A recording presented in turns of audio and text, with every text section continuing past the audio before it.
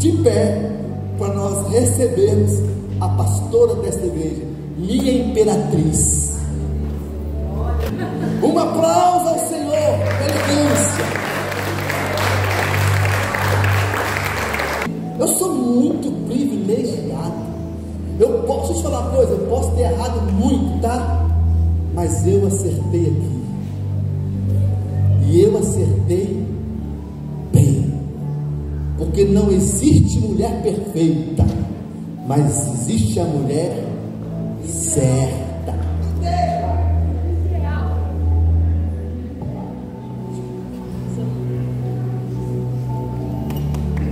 Boa noite, irmãos. Paz seja convosco. Eu não preciso nem dizer para você que acabou de adorar o Senhor, que acabou de derramar o seu coração na presença dele, que Deus vai fazer coisas tremendas neste lugar. Quando nós cantamos, nós estamos profetizando. Quando nós abrimos a nossa boca e declaramos palavras, através das canções, nós estamos fazendo decretos. E foi determinado nessa noite que grandes coisas vão acontecer aqui. Amém? E quem está aqui nessa noite, que crê que grandes coisas vão acontecer? Amém? Você crê? Eu queria que você fechasse seus olhos por um instante. Eu confesso para você que eu tive uma guerra muito grande essa semana para trazer essa palavra, para Deus trazer essa palavra ao meu coração, e você vai entender por quê. E como grandes coisas vão acontecer, nós sabemos que toda ação tem uma reação. Enquanto nós estamos agindo, buscando a presença de Deus, do outro lado tem um inimigo que está reagindo contra as nossas vidas. Mas nós sabemos em quem nós temos crido, amém? Então erga a sua mão e comece a orar. Eu queria que você fizesse decretos nessa noite, daquilo que você cantou, que você possa decretar: Deus, em nome de Jesus, eu decreto que muralhas estão caindo agora, em nome de Jesus, Senhor. Aquelas muralhas insistentes que estavam na nossa casa, aquelas muralhas insistentes, meu Deus, que estão na vida daqueles, meu Deus, que temos orado, da nossa família, Senhor. Nós fazemos decretos de bênção, nós fazemos decretos de vitória, Senhor, em nome de Jesus. Pai, as muralhas que estão, Senhor, cercando a nossa nação, o nosso país, o nosso Brasil, decretamos essa noite como igreja do Senhor, declarando, Deus, que as portas do inferno não prevalecerão contra a tua igreja. E se as portas do inferno não prevalecerão, como nós somos luz nessa terra, declaramos, meu Deus, fazemos decretos nessa noite, que essas muralhas já começaram a ruir, em nome de Jesus. E nós vamos ouvir boas notícias de grandes coisas que já começaram a acontecer, não só na nossa casa, não só na nossa família, mas também em toda a nossa nação. É o que nós declaramos nessa noite, como filhos de Deus, em nome de Jesus. Você pode dar um forte aplauso ao Senhor.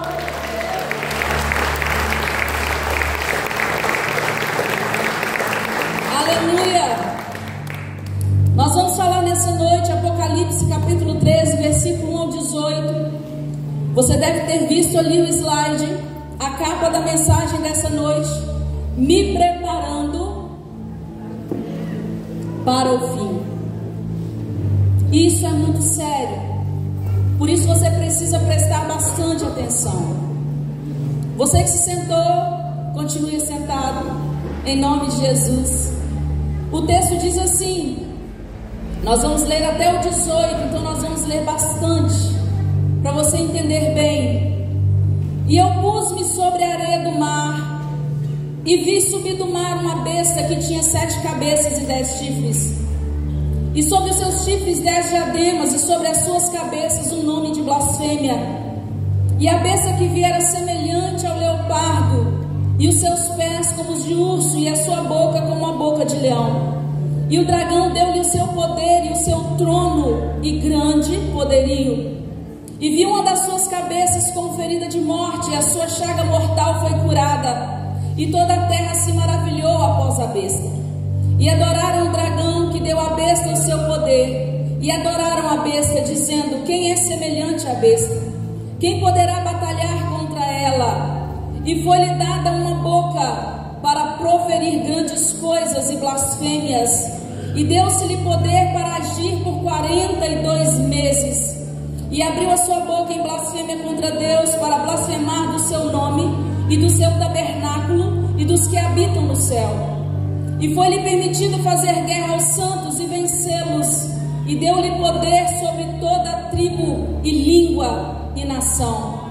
E adoraram-na todos os que habitavam sobre a terra, esses cujos nomes não estão escritos no livro da vida do Cordeiro, que foi morto desde a fundação do mundo. Se alguém tem ouvidos, ouça. Se alguém leva em cativeiro irá. Se alguém matar a espada, necessário é que a espada seja morto. Aqui está a paciência e a fé dos santos. E vi subir da terra outra besta, e tinha 2 chifres semelhantes aos de um cordeiro, e falava como o dragão. E exerce todo o poder da primeira besta na sua presença, e faz que a terra e os que nela habitam adorem a primeira besta, cuja chaga mortal fora curada. E faz grandes sinais, de maneira que até fogo faz descer do céu à terra, à vista dos homens. E engana os que habitam na terra com sinais que lhe foi permitido que fizessem em presença da besta, dizendo aos que habitam na terra que fizessem uma imagem à besta, que tinha a ferida da espada e vivia. E foi-lhe concedido que desse espírito, ou seja, que desse vida à imagem da besta, para que também a imagem da besta falasse, e fizesse que fossem mortos todos os que não adorassem a imagem da besta. E faz que a todos, pequenos e grandes, ricos e pobres, livres e servos, lhe seja posto um sinal na sua mão direita ou nas suas testas, para que ninguém possa comprar ou vender, senão aquele que tiver o sinal, ou o nome da besta, ou o número do seu nome. Aqui há sabedoria. Aquele que tem entendimento, calcule o número da besta, porque é o número de um homem, e o seu número é 666, ou algumas traduções 666. Você pode dar glória a Deus? Eu acho que esse glória a Deus não foi tão animado, mas eu acredito que depois dessa palavra, é bem provável que depois dessa palavra, porque só de ler esse texto já causa em nós um certo temor. Só de ler esse texto nós já ficamos de certa maneira falando da besta, falando do sinal da besta. Talvez você já tenha ouvido isso desde a sua infância, assim como eu ouvi. Só de ouvir essas coisas já traz um certo pavor, um certo terror a nós. Mas a intenção dessa palavra é que você, através do seu entendimento em tudo aquilo que vai ser dito, que você possa mudar o seu estilo de vida. Porque na verdade essa é a intenção de Deus. Toda palavra de Deus que vem a nós, toda verdade de Deus que vem a nós, a intenção de Deus é que nós, de alguma forma, possamos mudar. Que possamos mudar a nossa maneira de falar, que possamos mudar a nossa forma de viver, a nossa forma de pensar, que possamos mudar a nossa forma de agir. E eu quero dizer para você que não tem ninguém aqui nessa noite que é tão bom que não possa mudar. Não tem ninguém aqui que seja tão bom que não precise mudar em alguma área, que não possa melhorar. Pelo contrário, a Bíblia nos ensina que nós somos maus. A palavra de Deus que nós vamos trazer nessa noite, o assunto que nós vamos trazer nessa palavra, nessa noite, é um assunto de extrema urgência. Você já deve ter ouvido, você já deve ter visto nas mídias, algumas pessoas têm aparecido para falar para nós a respeito de estar se preparando para o fim, estar se preparando para algo terrível que já começou a acontecer. Nós vimos há pouco tempo na Europa, acho que 3 ou 4 países da Europa, houve um apagão de repente, e as pessoas começaram a ficar desesperadas.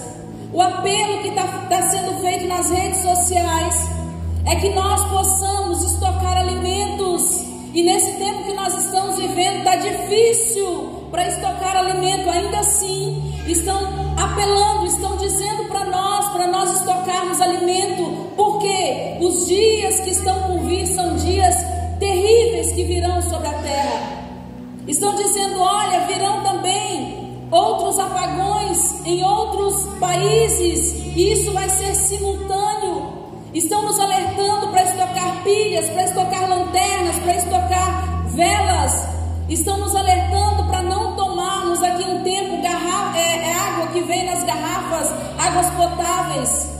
Aí eu vi um certo dia uma pessoa dizendo assim, olha, vocês precisam comprar um filtro, se possível um filtro de barro, porque essas águas virão contaminadas e daqui a pouco as pessoas vão começar a tomar. Quem não não teve essa precaução de se preparar, vão começar a ficar contaminados, toda a família, porque vão tomar essa água que vai estar contaminada. Então, ouvindo essas coisas, é como que se de repente os filmes que nós assistimos ao longo da nossa vida, os filmes de ficção que falam sobre o fim do mundo, é como se de repente esses filmes começassem a se tornar reais. Nós não sabemos até onde esses alertas que estão sendo dados nas redes sociais são verdades, mas nós sabemos que todo o sistema mundial e os acontecimentos estão apontando para o fim. Tudo aquilo que nós vemos, nós ouvimos falar há tanto tempo, Jesus vai voltar, Jesus está voltando, Jesus está às portas, mas nós podemos ver através desses acontecimentos, são sinais para nós de que está muito próximo o fim.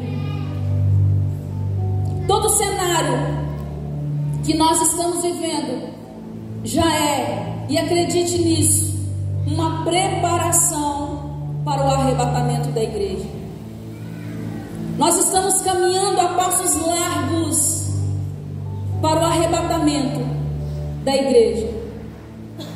Você pode comprovar, você pode concordar comigo que os crimes que têm acontecido nunca foram tão bárbaros. Os crimes que têm acontecido nunca foram tão bestiais. Antes a gente ouvia falar sobre estupro, misericórdia. Um homem pegou a moça na rua e estuprou. Hoje está pior, está corriqueiro, está normal nós ouvirmos falar o pai estuprou um bebê que nem tinha 1 ano ainda.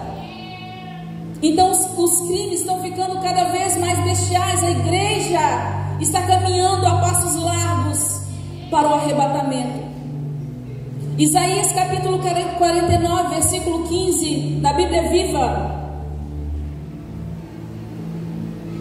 diz assim: nunca será que a mãe poderia esquecer o filhinho que ainda mama? Poderia deixar de amar seu próprio filho, mesmo que, ou seja, isso talvez possa acontecer, mesmo que isso acontecesse, eu nunca, Deus dizendo para nós, eu nunca me esqueceria de vocês, israelitas. O profeta Isaías está usando uma metáfora aqui para comparar o amor de mãe, que é sublime, que é sobrenatural, que é algo surreal, com o amor de Deus. Se o amor de mãe é tão tremendo, imagine o amor de Deus por nós.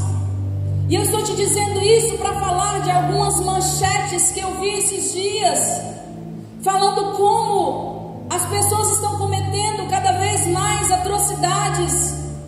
As pessoas estão ficando cada vez mais animalescas porque estão longe de Deus, estão longe da presença de Deus. E nessas manchetes terríveis estavam dizendo assim: Juan Michael, 9 anos, ele teve o seu pênis cortado pela sua mãe. E depois do crime, para se livrar do corpo, ela esquartejou por inteiro essa criança de apenas 9 anos. Arthur, 3 anos, e Bruno, 6 anos, foram mortos a facadas pela sua própria mãe enquanto dormiam.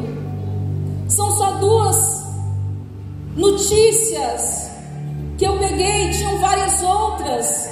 E se a gente começar a ler, se a gente começar a ouvir, a gente começa a ficar mal com essas coisas, porque o mundo, ele está concorrendo para o fim, como nós dissemos. A tendência das coisas, a probabilidade, segundo a palavra de Deus, é que tudo isso ainda vai piorar, e vai piorar muito, porque há tempos o mundo está vivendo, há muito tempo o mundo está vivendo os princípios de dores que a palavra fala para nós. Nós não sabemos quantos centímetros de dilatação, assim como um parto, precisa uma mulher grávida para ter um bebê normal. Ela precisa de 10 centímetros de dilatação para que a criança nasça. Nós não sabemos, esse mundo há muito tempo está vivendo o princípio de dores. Não sabemos com quantos centímetros de dilatação esse mundo está, até que venha a luz do Salvador, até que Jesus venha nos resgatar desse mundo de perdição. Mas nós sabemos de uma coisa: de tudo aquilo que nós temos visto, de tudo aquilo que nós temos vivido, acredite, não está longe para que aconteça um parto, não está longe para que Jesus volte, não está longe para a volta do nosso Senhor. Glória a Deus. Por isso a palavra de Deus é de extrema urgência para nós, irmãos. Por isso a palavra dessa noite é de extrema urgência. Esse assunto é de extrema urgência, porque esse assunto da palavra de Deus é o ápice, é o alicerce. Esse assunto da palavra de Deus é a base do Evangelho. Jesus, ele veio por causa desse assunto. Jesus morreu por causa desse assunto. Jesus teve poder para ressuscitar e sair do túmulo por causa desse assunto. E Jesus vai voltar para buscar os frutos que este assunto, que essa palavra lhe rendeu. Glória a Deus. Jesus não veio à terra para fazer milagres. Jesus não veio à terra para ressuscitar mortos, para curar os enfermos. Jesus não veio à terra para distribuir pão e peixe para aquelas pessoas que o estavam acompanhando. Jesus veio à terra para tratar de um assunto de extrema importância para nós. Jesus veio à terra só para falar sobre arrependimento, porque é o arrependimento que gera conversão verdadeira. Jesus veio com esse único assunto para trazer a nós, para trazer a essa terra arrependimento. E falando sem exageros, este assunto primário, esse assunto principal da Bíblia, esse assunto mais urgente, mais importante que Jesus veio tratar conosco, esse assunto deveria ser pregado todos os dias nas igrejas. Porque o arrependimento, preste atenção nisso, o arrependimento é a chave para o arrebatamento da igreja. Você pode repetir comigo? Digo arrependimento. Arrependimento. Mais uma vez. Arrependimento. É a chave para o arrebatamento da igreja. Quem é a igreja aqui nessa noite? Amém. Queridos, geralmente nós lemos Apocalipse. Quem tem o hábito de ler, geralmente lê Apocalipse. Li toda a Bíblia, no final da Bíblia eu leio o Apocalipse. Não especialmente porque eu quis ler Apocalipse, mas porque eu tinha que terminar a minha leitura bíblica. Eu não podia deixar de faltar um livro. Geralmente nós lemos Apocalipse, mas nós não estudamos o livro de Apocalipse, porque nós temos medo das revelações que contém ali no livro de Apocalipse. Muitas pessoas dizem assim: ah, mas eu não entendo nada do que está escrito em Apocalipse, então eu não vou ler Apocalipse. Mesmo que você não entenda tudo que está ali, eu também não entendo tudo, mas mesmo que você diga que não entenda nada, se você ler qualquer trecho de Apocalipse, causa em você temor, talvez terror. Então nós não estudamos geralmente o livro de Apocalipse por causa das revelações que o livro de Apocalipse traz para nós. Mas eu quero fazer com que o seu pensamento mude nessa noite. Eu quero fazer com que o seu entendimento a respeito desse livro mude, porque Apocalipse trata de um plano de Deus que ninguém pode frustrar. Todo plano de Deus está registrado ali em Apocalipse. Todo plano de Deus para o fim, para o arrebatamento da igreja, está registrado no livro de Apocalipse. E se você ler, se você estudar, e se você ter afinco em aprender, você vai ver que Apocalipse traz a nós não pavor, não terror. Tem que trazer temor, sim. Toda a palavra de Deus precisa trazer temor a nós. Nós não podemos vir para o culto simplesmente porque eu quero cantar e ouvir a palavra e ir para minha casa. Não, eu tenho que sair daqui temendo a presença de Deus. Eu tenho que sair atemorizado por causa da presença de Deus, por aquilo que Deus falou comigo naquela noite. Então, queridos, Apocalipse ele traz a nós essa segurança, ele traz a nós essa certeza de que Cristo é vitorioso sobre todas as coisas. Apocalipse aponta o fim, descrevendo, garantindo a vitória de Jesus. Amém? A palavra Apocalipse significa revelação, e a palavra revelação significa tirar o véu. E eu quero te dizer que se nesse tempo, se você tem ouvido as revelações de Deus, eu não sei quantos anos de cristão você tem. Nós temos aqui cristãos, pessoas que têm tempo como cristãos, pessoas que têm tempo como igreja. Eu não sei quanto tempo de cristão você tem, eu não sei quanto tempo de igreja. Igreja eu digo porque ainda não se comprometeu com o Senhor. Mas se as revelações da palavra de Deus ainda não tiraram o véu de sobre o seu rosto, se as revelações da palavra de Deus, que significa tirar o véu, se não tiraram ainda o véu do seu entendimento, é sinal de que você precisa voltar, fazer uma reflexão e enxergar que você precisa voltar para Cristo.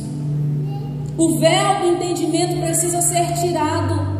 Por isso eu te disse que você não pode vir e permanecer da mesma forma.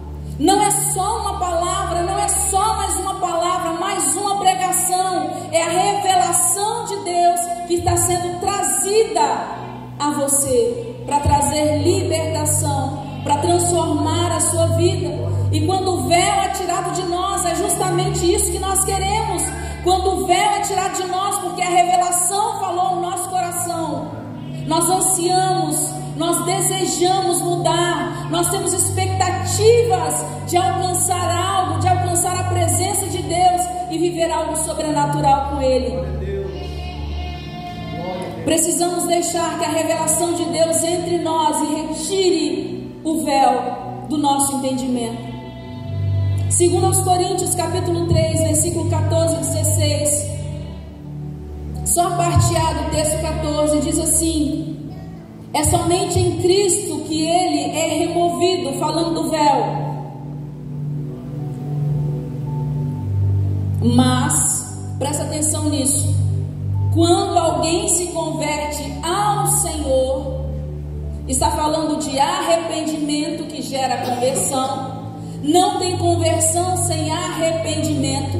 não existe, isso é impossível. Arrependimento eu deixo e não faço mais. Então, quando alguém se converte ao Senhor de verdade, o véu é retirado. O apóstolo Paulo falando lá sobre Moisés, eu não vou entrar nesses detalhes, mas Apocalipse, o livro de Apocalipse consuma a revelação de Deus. O livro de Apocalipse consuma e conclui toda a palavra de Deus. Eu acredito que não é à toa que o livro de Apocalipse é o último livro da Bíblia. Ele consuma as revelações de Deus e ele conclui toda a palavra de Deus. Ele conclui todas as profecias que foram anunciadas lá no Antigo Testamento. Colossenses capítulo 2, versículo 17 fala que o passado, as coisas que passaram, as coisas que foram anunciadas lá atrás no Antigo Testamento é a sombra, ou seja, estava apontando para a salvação em Jesus. O texto diz: essas coisas são sombras, ou seja, são expectativas. Quando era anunciada, quando era profetizado lá no Antigo Testamento, os profetas, eles tinham expectativa de que aquilo aconteceria no futuro. Eles não sabiam o futuro, mas eles tinham expectativa de que aconteceria no futuro. Essas coisas são sombras do que haveria de vir. A realidade, porém, encontra-se em Cristo. Amém? Você que está entendendo, diga amém. Amém. Já no Novo Testamento, a sombra do Antigo Testamento, das revelações, das profecias, se voltam agora para o Novo Testamento. E as sombras começam a ganhar autonomia. As sombras agora começam a ganhar forma.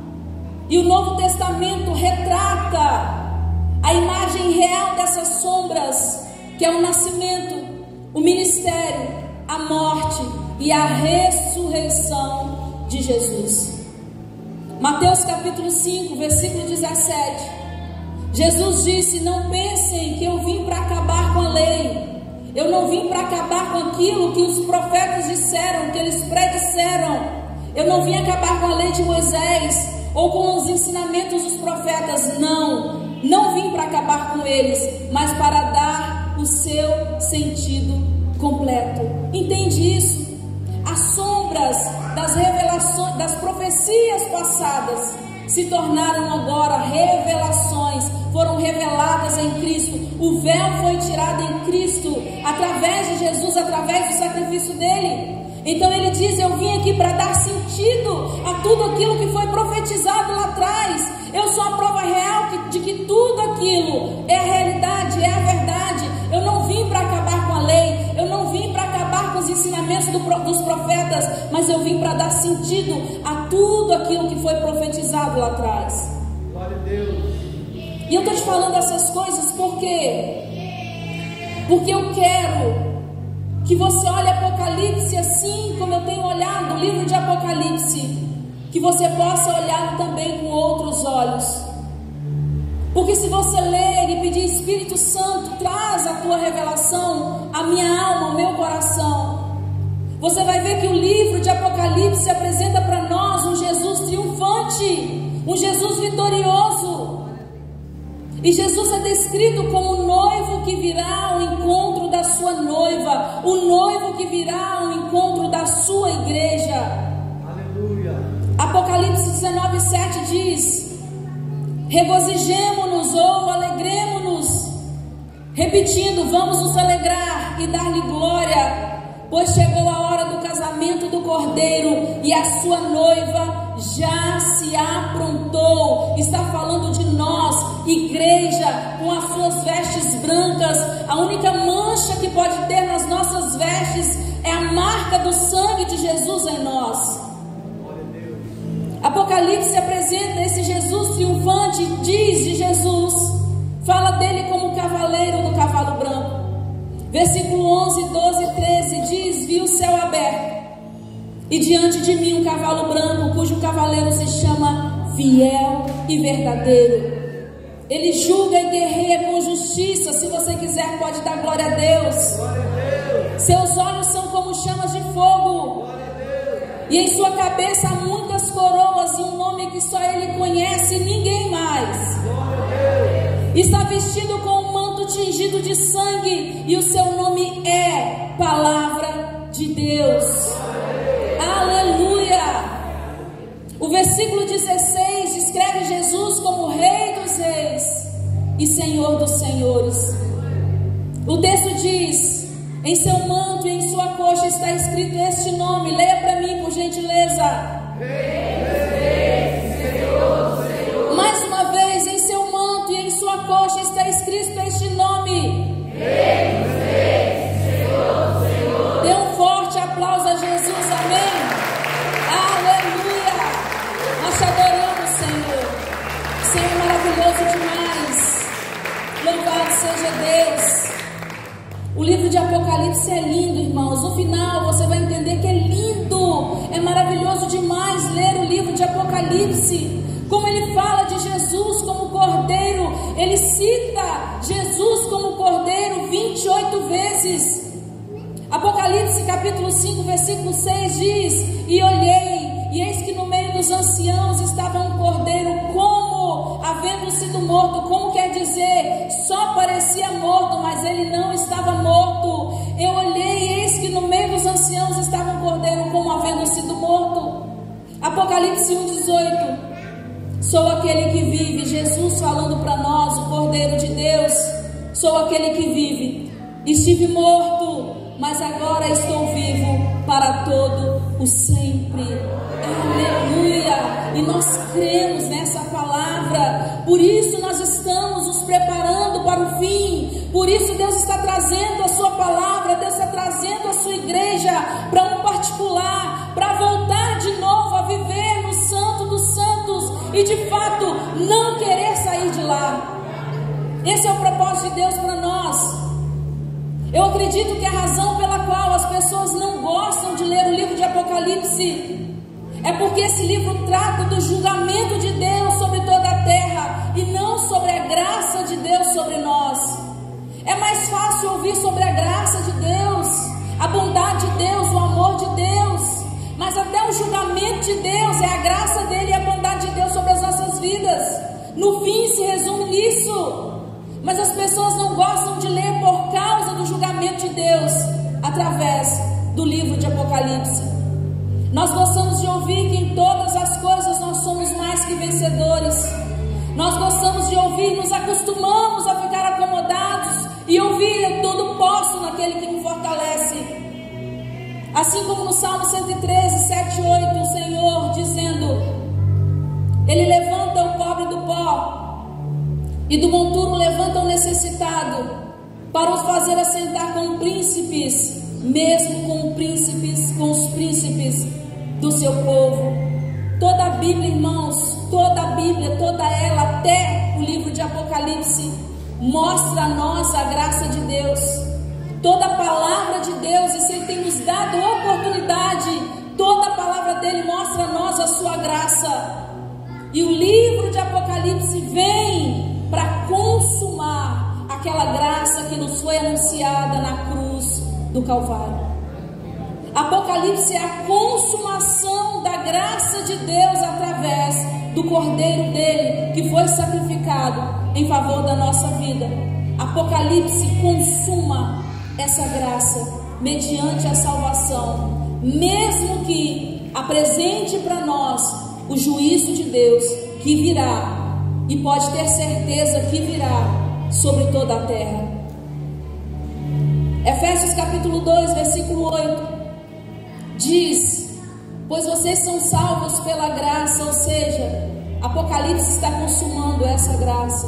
Quando Jesus vai arrebatar a igreja, vocês são salvos pela graça por meio da fé. E isso não vem de vós, é dom de Deus. Em Apocalipse, Deus é apresentado como o juiz dessa era.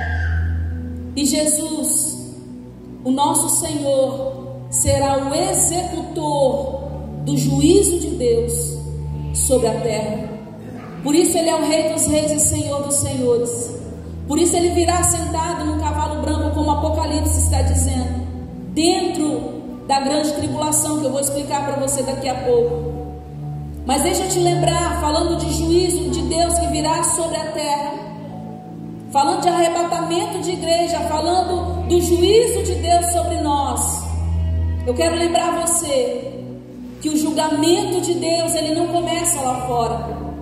O julgamento de Deus vai começar dentro da igreja.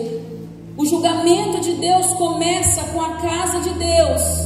Depois que Deus julgar a casa dele, depois que Deus julgar a igreja, aí sim, finalmente, todo mundo vai ser também julgado. 1 Pedro capítulo 4, versículo 17 diz: pois chegou a hora do julgamento, que deve começar pela casa de Deus. E se o julgamento começa conosco, que estamos buscando a Deus, que estamos orando, que estamos jejuando, que estamos levando uma vida de santidade, e se o julgamento começa conosco, que estamos nos preparando para o fim, que destino terrível aguarda aqueles que nunca obedeceram às boas novas do Senhor. Entende isso? A seriedade dessa palavra. E eu fiz toda essa introdução, e eu acredito que a introdução dessa palavra já é o suficiente para acalmar o seu coração diante do texto de Apocalipse que nós lemos. Eu acredito que essa introdução já é suficiente para te trazer paz, não tirar o temor, porque nós precisamos temer a Deus, mas te trazer paz, para nós falarmos de um assunto tão sério quanto tudo que nós dissemos agora há pouco. Nós precisamos tratar a respeito da grande tribulação que acontecerá no juízo de Deus sobre a terra. E nós precisamos falar também do arrebatamento. Existem diferentes linhas teológicas a respeito da grande tribulação. Glória a Deus. Glória a Deus. Assim como existem diferentes linhas teológicas acerca do arrebatamento. E essas linhas teológicas são chamadas de pré-tribulacionismo ou pré-tribulação, mesotribulacionismo e pós-tribulacionismo. A palavra tribulação significa amargura. Sabe quando a pessoa está sofrendo tanto, ela sente tanta amargura, e o nome vem justamente disso, que ela sente um amargor, a boca fica amarga, ela fica amargurada, fica extremamente triste. Tribulação significa amargura, significa tormento, significa sofrimento intenso. E quando a tribulação chegar, quando o tempo da tribulação vier sobre a terra, quando o tempo do juízo de Deus trouxer a tribulação sobre a terra, ela vai acontecer simultaneamente, ou seja, ela vai acontecer ao mesmo tempo, no mundo inteiro, em todas as casas, em todas as cidades, em todos os países, no campo, na cidade, em todos os estados. A tribulação vai acontecer em todas as famílias ao mesmo tempo. No mundo inteiro acontecerá a tribulação. E esse tempo do juízo de Deus que Apocalipse descreve para nós, chamado tribulação, ela vai durar 7 anos. E essa tribulação vai ser dividida em 2 partes. A primeira parte vai durar 3 anos e meio, porque se você divide 7, dá 3,5. A tribulação se divide em 2 partes. A primeira, 3 anos e meio, chama-se tribulação. E a segunda parte vai também durar 3 anos e meio e se chama a grande tribulação. Esses últimos 3 anos e meio vai ser o período final. E nesse período final da grande tribulação, a ira de Deus será derramada sobre quem? Sobre os ímpios que ficaram na terra. A ira de Deus será derramada sobre os que ouviram a palavra, foram simpatizantes com a palavra, mas não se converteram ao Senhor. A ira de Deus será derramada nesses 3,5 últimos anos. 3 anos e meio últimos da grande tribulação. a ira de Deus será derramada sobre os judeus que rejeitaram Jesus. Nesse tempo, Deus tratará com o povo de Israel. Nós temos o privilégio, queridos, porque a nossa salvação veio através da morte de Jesus. Você crê nisso? A nossa salvação veio através de Jesus. Eu não precisei morrer na cruz. Eu só precisei alcançar, aceitar a salvação que veio através de Jesus. Me arrepender dos meus pecados, me converter e aceitar o sacrifício da cruz. Então eu não precisei morrer. Jesus morreu por nós, morreu por mim e trouxe a nós a salvação.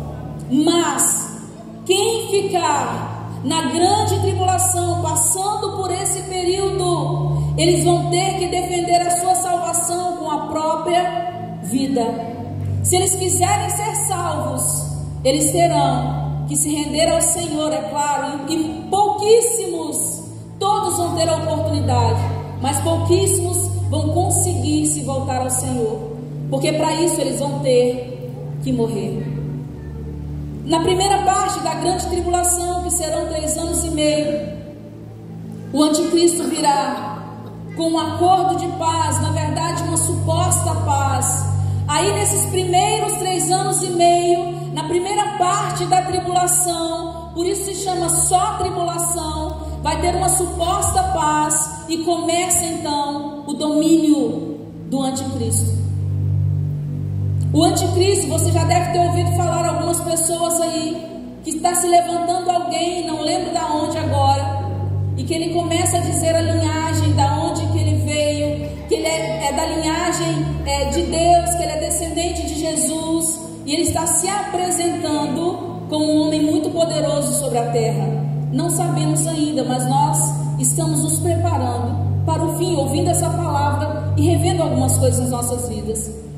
Então nessa primeira parte da tribulação, 3 anos e meio, o anticristo virá e ele vai começar o início do seu domínio. Ele vai estabelecer um governo mundial com uma só moeda. Ele vai oferecer uma falsa segurança para as pessoas. Ele vai oferecer uma falsa estabilidade financeira nesses primeiros 3 anos e meio. Ele vai se auto-intitular, ele vai se proclamar como sendo o Cristo, e ele vai roubar o coração de muitas pessoas, inclusive dos judeus. E naquele período, desses 3 anos e meio, da primeira parte da tribulação, naquele período todos os judeus já terão retornado, isso é profético, todos os judeus já terão retornado para Israel. Os judeus que estão espalhados no mundo inteiro vão retornar para Israel, para que essa profecia se cumpra e comece então o primeiro período da tribulação. Eles vão reconstruir o templo, eles vão restaurar os seus antigos louvores, os seus antigos métodos de sacrifícios a Deus. Depois disso, após isso, esses 3 anos e meio, após essa primeira parte da tribulação, o anticristo então ele se revela, ele quebra o acordo. Aí entra a segunda parte da tribulação, que é chamada a grande tribulação. Por quê? Porque as coisas vão piorar muito. E nessa grande tribulação, nesses 3 anos e meio finais da grande tribulação, o anticristo ele vai revelar a sua verdadeira identidade maligna. Antes era a pessoa perfeita, estava cativando o mundo inteiro, trazendo muitos benefícios. Na segunda parte agora, mais 3 anos e meio, ele se revela como sendo o anticristo. E vai começar a perseguição aos cristãos. Aquelas pessoas que não aceitarem o sinal da besta na sua testa ou na sua mão, essas pessoas serão mortas. Aí vai acontecer um ataque final a Jerusalém. O anticristo dentro do templo de Deus, nessa grande tribulação, ele vai levantar uma imagem terrível. Nós vamos ler depois em Daniel 9. Então ele levanta, ele começa a atacar Jerusalém, ele levanta essa imagem terrível, ele ele extirpa, ele para toda a adoração do povo judeu. E também junto com essa imagem começa a aparecer agora, nesses 3 anos e meio finais, começam a aparecer os falsos profetas, tudo dentro da grande tribulação. Começam a aparecer os falsos profetas, e eles virão para persuadir as pessoas a adorar aquela imagem que o anticristo levantou. Daniel capítulo 9, versículo 27 diz assim: com muitos ele fará uma aliança que durará uma semana, ou seja, essa aliança vai durar 7 anos, depois você vai entender melhor. E no meio da semana, 3 anos e meio, ele dará fim ao sacrifício e à oferta que foi levantado lá em Israel. E numa ala do templo será colocado um sacrilégio terrível, falando da imagem que ele vai levantar, para que o povo possa adorar a besta, até que chegue sobre ele o fim que lhe será decretado. Aqui a gente vai entrar depois em outra palavra, se Deus quiser. Esse fim decretado, falando do anticristo, o Apocalipse retrata para nós também, fala sobre a guerra do Armagedon, que é uma guerra entre Deus e o diabo, mas isso é uma outra história, uma outra mensagem. Daniel capítulo 9, nós vamos ler adiante, não vamos ler agora. Fala a respeito das 70 semanas. Se você não entendeu, se você não entendia isso, você vai entender agora em nome de Jesus. Então presta muita atenção. Glória a Deus. Glória a Deus. Daniel fala das 70 semanas para o tempo do fim. E na profecia, porque Deus tem um propósito, uma semana equivale a 7 anos. A nossa semana equivale a 7 dias. Segunda, 1 dia, terça, 2 dias. Mas a semana dessa profecia, cada dia que está valendo 1.000, 1.000, 2.000, 3.000, 7. Então, essa semana que Daniel fala das 70 semanas, essa semana na profecia, guarde isso, cada semana equivale a 7 anos. Então, desde os tempos dos decretos que você lê lá no Antigo Testamento, falando sobre a reconstrução de Jerusalém, falando sobre a reconstrução do templo, falando sobre a reconstrução dos muros, desse tempo que foi profetizado lá atrás, até o momento da vinda de Jesus, até que Jesus veio, nasceu, morreu e ressuscitou, passaram-se 69 semanas. Se nós somarmos, dá 483 anos. E no livro de Daniel fala que quando completar as 70 semanas, aí virá a tribulação e a grande tribulação. Aí virá o anticristo. Você entendeu isso? Desde quando foi falado, profetizado sobre a reconstrução dos muros de Jerusalém, sobre o templo, até Jesus, passaram-se 69 semanas. Então faltam quantas semanas? Uma semana, que equivale a 7 anos. Então aqui está dizendo para nós, dentro de toda a profecia, que 69 setes ou 69 semanas já passaram, cada semana 7 anos. Agora só resta uma última semana. Por isso nós precisamos nos preparar para o fim. Mas 7 anos, desde que Jesus veio, nasceu, morreu, ressuscitou, desde lá está falando que resta a última semana. Se desde aquele tempo fala-se que resta uma última semana, imagina a partir de nós. Imagina hoje, muito mais perto nós estamos. Nós não entendemos o tempo de Deus, mas a Bíblia diz em 2 Pedro 3, 8 e 9. Não se esqueçam disso, amados. Para o Senhor, um dia é como 1000 anos, e 1000 anos é como um dia. O Senhor não demora em cumprir a sua promessa, como julgam alguns. Ao contrário, Ele é paciente com vocês, não querendo que ninguém pereça, mas que todos cheguem ao arrependimento. Amém, queridos? Nós precisamos entender com isso, porque nós não temos mais tempo. Quando nós pregamos e dizemos aqui, olha, Essa pode ser a sua última mensagem. Essa pode ser a última palavra que você vai ouvir. Essa pode ser a sua última oportunidade de acertar a sua vida, de se render a Jesus. Isso é uma verdade absoluta. E a gente não fala isso só porque talvez a gente não sabe o nosso dia, quem vai morrer amanhã, quem vai morrer depois, quem vai morrer daqui a 10 anos, 20 anos, nós não sabemos. Mas nós dizemos essas coisas também porque está muito perto o tempo do fim. E eu quero ler com você para nós terminarmos sobre tudo que nós falamos, das semanas, do tempo que está muito perto, que resta para nós apenas uma semana, que equivalem a 7 anos. Livro de Daniel, capítulo 9, versículo 22 a 27.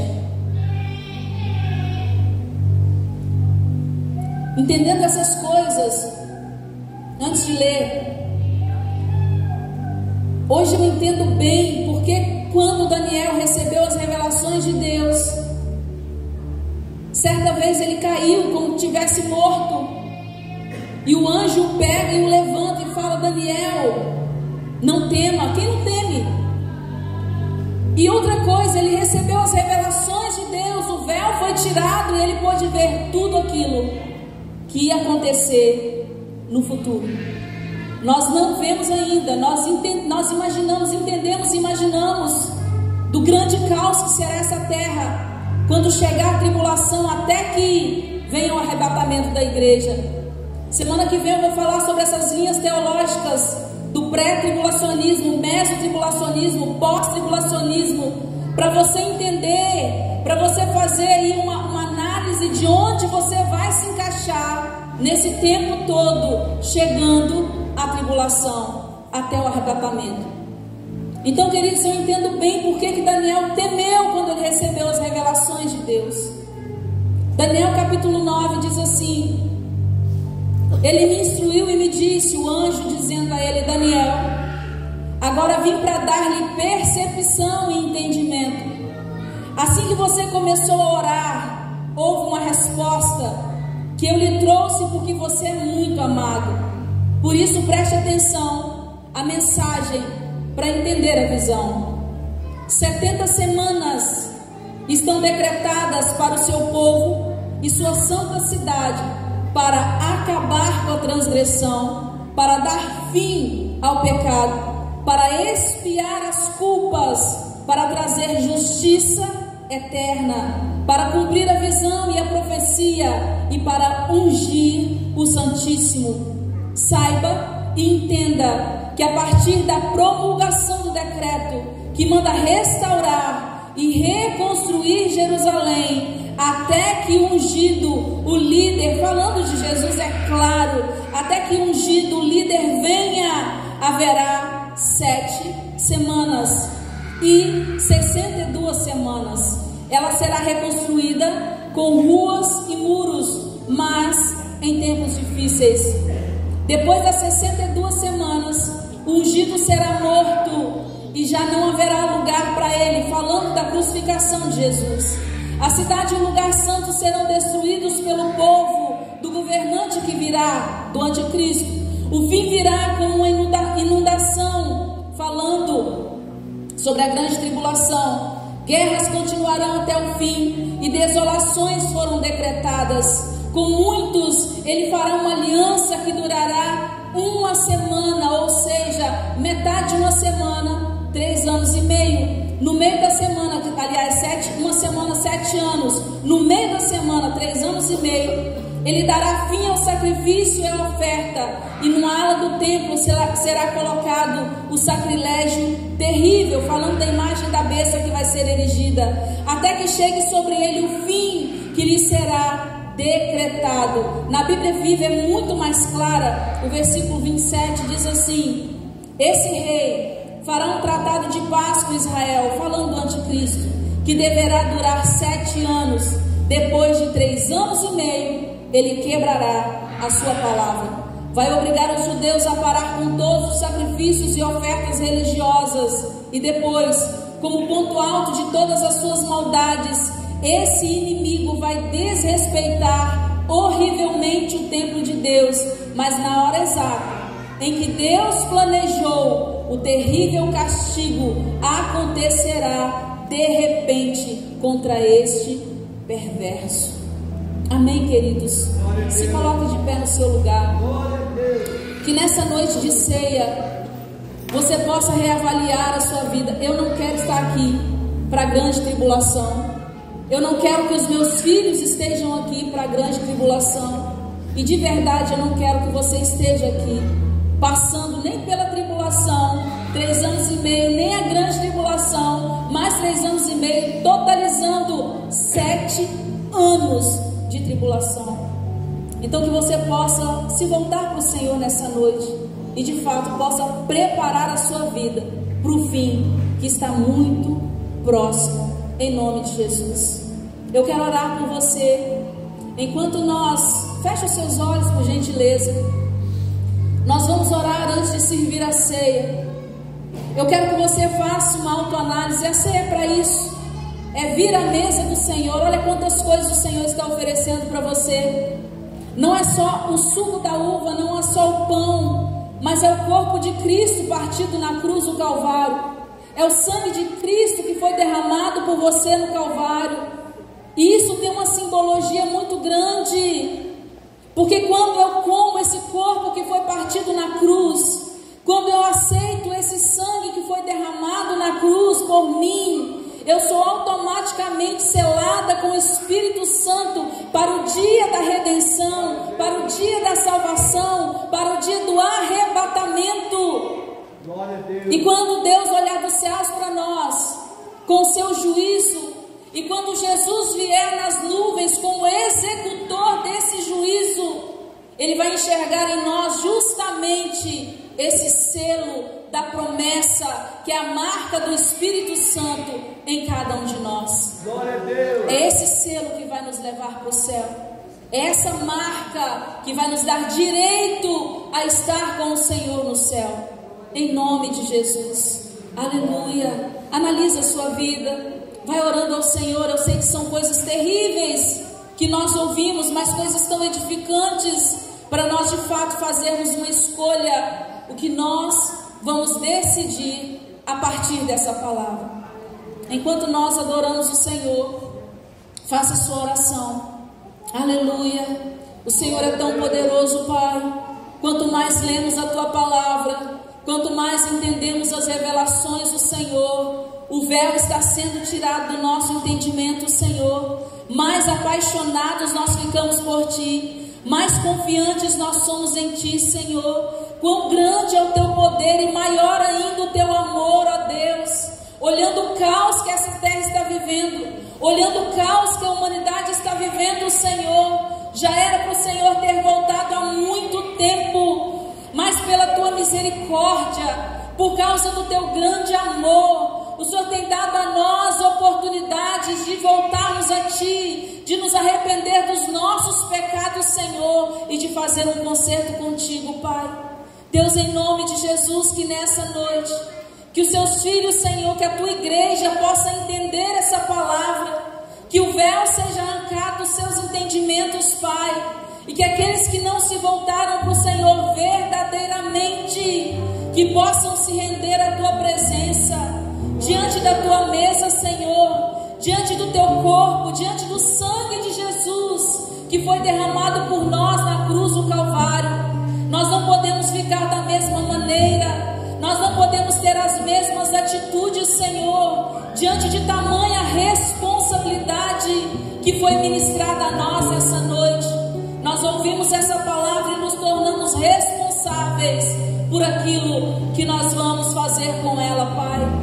Em nome de Jesus, Senhor, que nessa noite de ceia, assim como o Senhor tratou conosco com essa palavra, trazendo entendimento, trazendo luz do Teu Evangelho, que nessa noite, Senhor, possamos fazer um concerto de verdade com o Senhor, em nome de Jesus.